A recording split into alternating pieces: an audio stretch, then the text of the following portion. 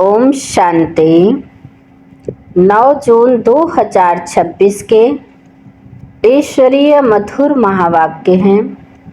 सुनते हैं आज की बाबा की मधुर मुरली। बाबा ने कहा, मीठे बच्चे, बाप के साथ उड़ने के लिए कंप्लीट प्योर बनो, संपूर्ण सरेंडर हो जाओ। यह देह मेरी नहीं, बिल्कुल अशरीरी बनो। प्रश्न है, ऊंची मंजिल पर पहुंचने के लिए कौन सा डर निकल जाना चाहिए? उत्तर है, कई बच्चे माया के तूफानों से बहुत डरते हैं। कहते हैं, बाबा तूफान बहुत हैरान करते हैं, इनको रोक लो। बाबा कहते, बच्चे यह तो बॉक्सिंग है। उस बॉक्सिंग में भी ऐसा नहीं एक ही ओर से वार होता रहे। अगर एक 10 थप्पड़ मारता तो दूसरा 5 जरूर मारेगा। इसलिए तुम्हें डरना नहीं है। महावीर बन विजयी बनना है, तब ऊंची मंजिल पर पहुंच सकेंगे। गीत है, दर पर आए हैं कसम लेके। ओम शांति। बच्चों ने गीत सुना। जरूर गीत में कोई रहस्य भरा हुआ है। जो रिकॉर्ड खरीद कर बाप बैठ इनका अर्थ समझाते हैं। इसको कहा जाता है जीते जी मरकर बाप का बनना। बाप का बनने के बाद टीचर का बनना। टीचर के बाद फिर मेजॉरिटी गुरु करते हैं।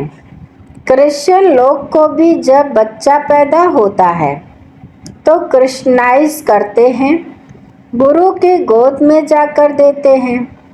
फिर पादरी हो या कोई भी हो, पादरी तो क्राइस्ट नहीं हुआ, कहेंगे उनके नाम पर हम क्रिश्चियन बनते हैं।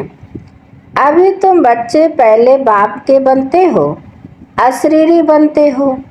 हमारा तन मन धन जो कुछ है वह बाबा को अर्पण करते हैं, जीते जी मरते हैं, अर्थात हम आत्मा उनके बनते हैं।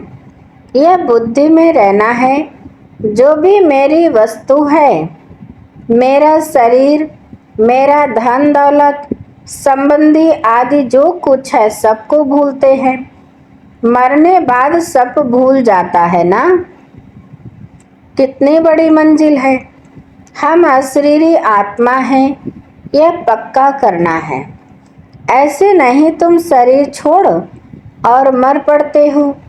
नहीं, आत्मा कंप्लीट पवित्र थोड़े ही बनी है।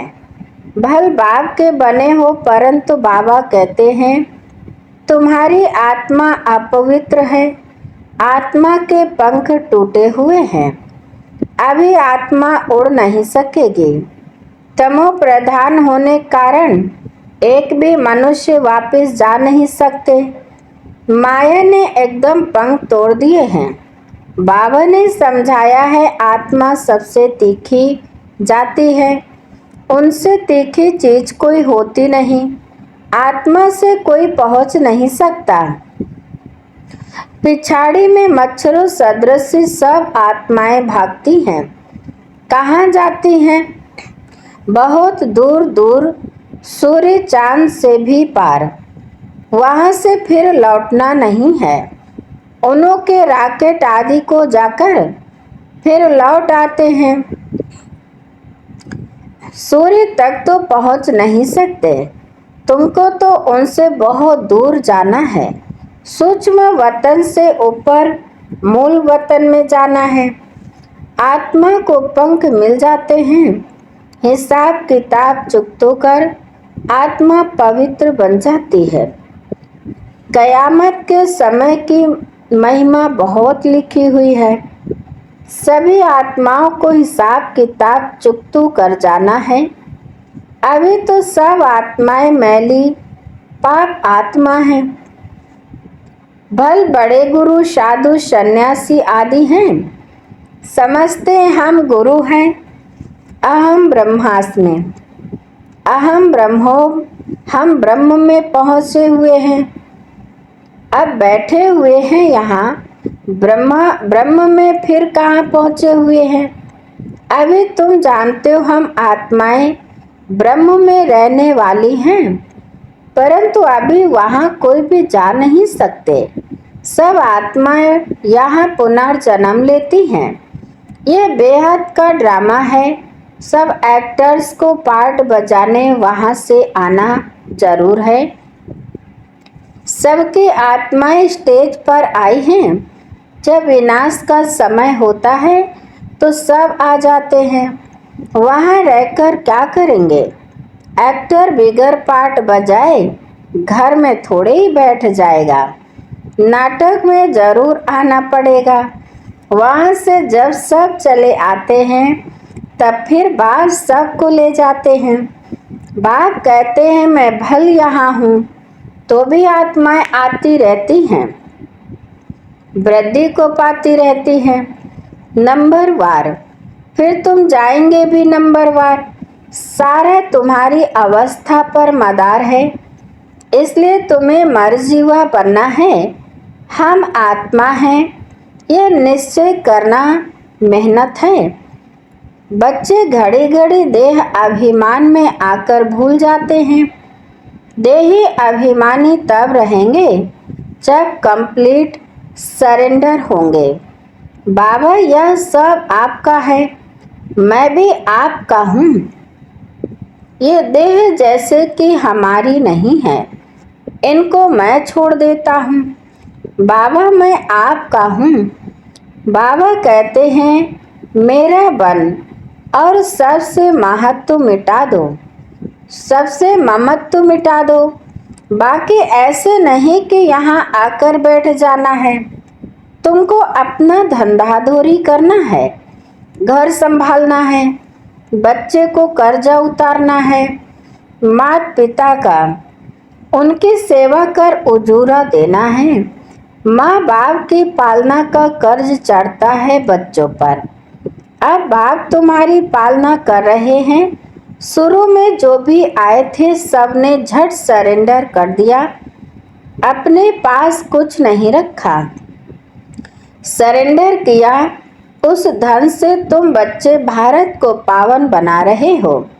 भारत ही बिल्कुल पवित्र था। भारतवासियों जैसा पवित्र सुखी कोई हो नहीं सकता। भारत सबसे बड़ा तीर्थ है, जहाँ पतित पावन बाप आकर सारे सृष्टि को पतितों को भी पवित्र बनाते हैं। अभी यह तत्व आदि सब दुश्मन है। अर्थक्वेक होगी, तूफान लगेंगे, क्योंकि तमो प्रधान है। नेचुरल कैलेमिटीज आएंगे, बहुत दुख देंगी। इस समय सब दुख की चीजें हैं, सतयुग में है सब सुख की चीजें। वहाँ यह तूफान व गर्म वायु आदि कुछ नहीं होता। तुम्हारे में भी यह बातें बहुत थोड़े ही समझते हैं। आज है कल नहीं है तो कहेंगे कुछ नहीं समझा। भल यहाँ आते हैं, परंतु सब कायम थोड़े ही रहते हैं। यहाँ से गए 10 दिन के बाद समाचार लिखेंगे, बाबा फलाने को माया खा गई। ऐसे होता रहता है। छोटे फूल बड़े हों तो उनमें फल आ जाएं, उनमें फिर दूसरों को आप समान बनाने की ताकत रहती है, उनका फल निकलता है। बाप के बने फिर प्रजा भी बनानी है, वारिस भी बनाना है। पंडे बन बाबा के पास आए, बस हम पहुंच गए। नहीं, मंजिल है बड़ी। कहते हैं माया के तूफान बहुत आते हैं। तुम बाप के बने हो, तूफान तो आएंगे। कहते हैं बाबा हम आपके थे, आपसे वर्षा लिया था, फिर पुनर्जन्म लेते 84 जन्म पास किया, फिर आकर आपका बने हैं। मैं तो आपसे वर्षा लेकर छोड़ूंगा, तो ऐसे बाप को इतना याद करना पड़े। और आप सामान बनाए, फल देना पड़े, नहीं तो माला कैसे बनेगी? बाप का वारिस कैसे बनाएंगे? प्रजा भी चाहिए, वारिस भी चाहिए जो गद्दी पर बैठे। बाप के पास तो बहुत आते हैं, फिर फारकती दे देते हैं। बुद्धि का योग टूटा, खेल खत्म। कई बच्चे बाबा से आकर पूछते हैं, बाबा अवस्था को कैसे जमाएं? कोई तूफान ना लगे, इसका रास्ता तो बताते ही रहते हैं। बाप को याद करो, तूफान तो लगेंगे। बॉक्सिंग में ऐसा कभी देखा जो कोई एक ही थप्पड़ खाता रहे? जरूर दोनों में ही हिम्मत होगी। 5 थप्पड़ अगर एक लगाएगा तो 10 दूसरा लगाता होगा। यह भी बॉक्सिंग है। बाप को याद करते रहेंगे तो माया भागती जाएगी, परंतु फट से तो नहीं होगा। माया से कुश्ती लड़नी है। ऐसे मत समझो, माया थप्पड़ नहीं मारेगी। भल कोई भी हो, बड़ी बॉक्सिंग हो है, बहुत डर जाते हैं। माया एकदम नाक में दम कर देती है।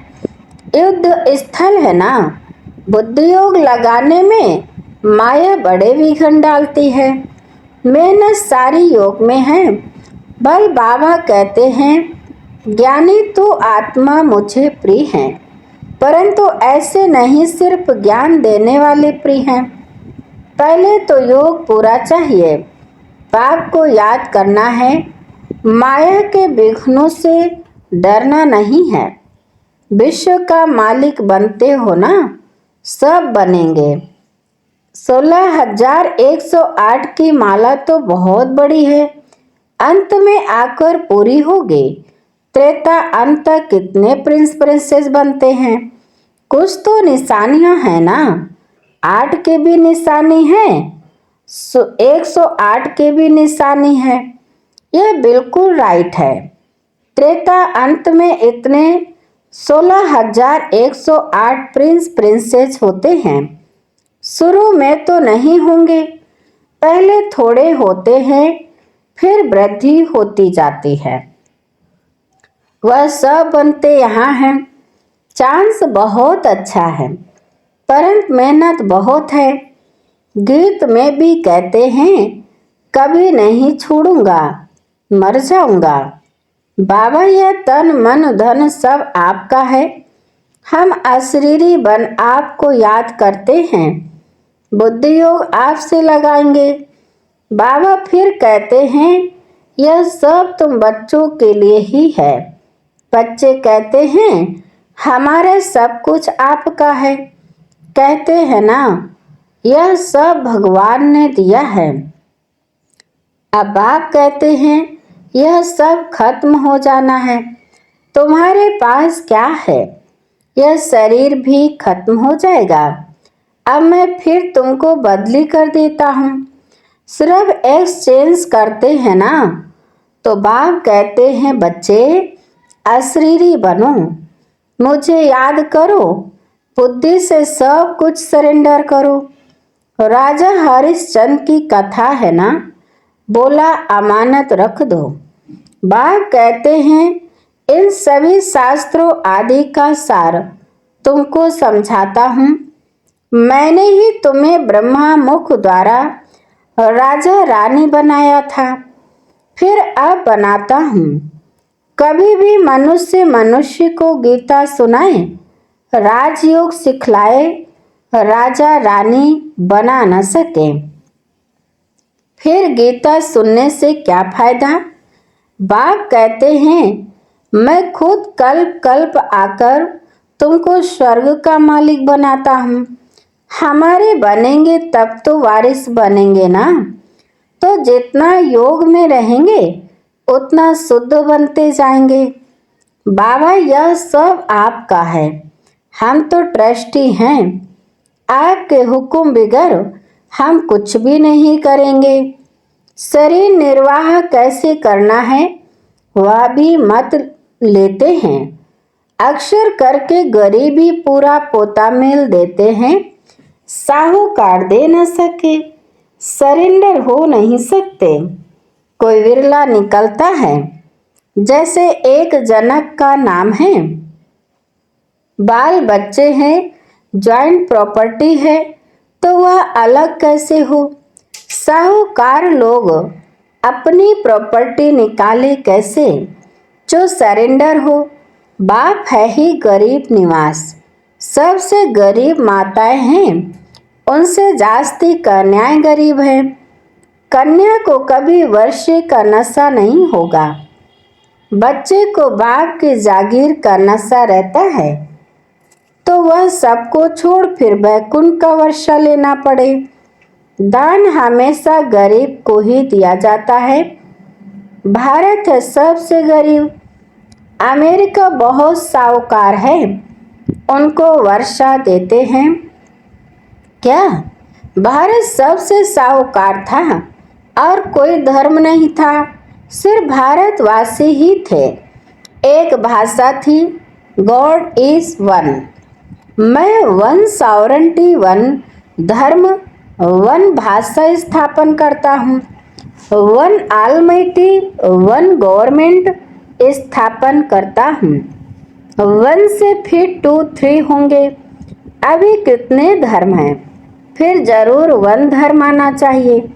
5000 वर्ष की बात है, वन धर्म था। विद्वानों ने सतयुग की आयु लाखों वर्ष लगा दी है। समझते नहीं सतयुग क्या होता है, समझते हैं स्वर्गवासी हुआ, शायद ऊपर चला गया।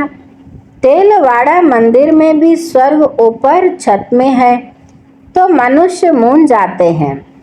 वास्तव में स्वर्ग कोई ऊपर नहीं, तुम अभी जानते हो। बाबा के पास जाकर फिर यहाँ ही आकर राज करेंगे। यह ज्ञान बुद्धि में रहना चाहिए, जो कोई को समझा सको। कच्चे को तो माया चिड़िया खा जाएगी, इसलिए फोटो भी मंगाए जाते हैं, रजिस्टर रखा जाता है। बाबा के पास समाचार आता है, फलाने ने एक ही ऐसा ज्ञान का तीर मारा जो मैं बाबा का बन गया। शास्त्रों में भी लिखा हुआ है, कुमारियों द्वारा बाण मरवाए।